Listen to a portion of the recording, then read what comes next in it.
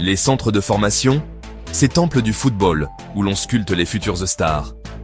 On les imagine souvent comme des usines à rêves où de jeunes talents bruts se transforment en phénomènes mondiaux. Mais derrière les paillettes et les projecteurs, la réalité est bien différente. Quels sont les sacrifices consentis par ces jeunes qui aspirent à fouler les pelouses de Ligue 1, de la Premier League ou de la Liga?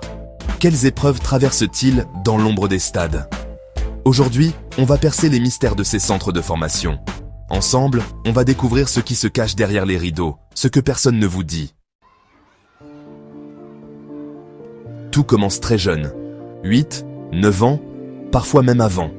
L'âge où l'on rêve de dribbler comme Messi, de marquer des buts comme Mbappé, d'être applaudi par des milliers de supporters.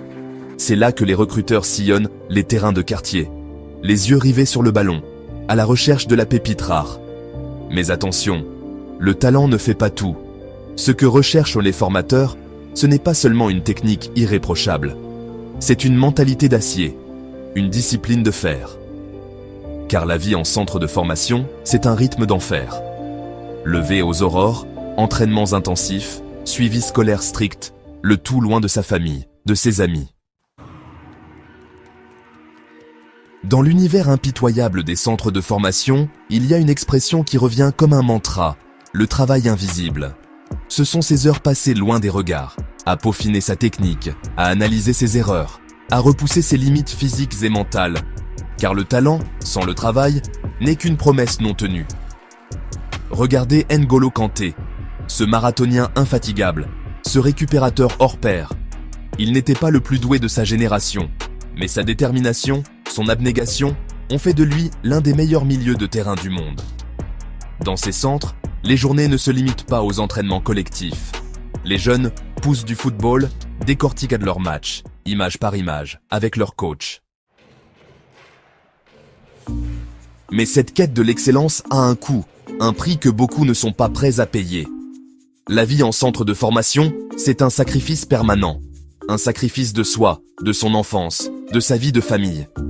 Imaginez vivre loin de chez soi, de ses parents, de ses frères et sœurs, de ses amis d'enfance. Partager sa chambre avec d'autres jeunes qui nourrissent les mêmes rêves, les mêmes ambitions, mais qui sont aussi, ne l'oublions pas, des concurrents. Seuls quelques élus parviendront à signer un contrat professionnel, à vivre de leur passion. Les autres devront faire face à la dure réalité, à la désillusion. Alors, comment font-ils, ces rares élus qui parviennent à percer le plafond de verre, à passer du statut d'espoir à celui de star? Y a-t-il une recette miracle, un secret bien gardé? Le premier ingrédient, c'est sans doute la rencontre avec un mentor, un guide, un coach, capable de sublimer leur talent, de les aider à grandir, à mûrir. Un Sir Alex Ferguson pour Cristiano Ronaldo, un Arsène Wenger pour Thierry Henry.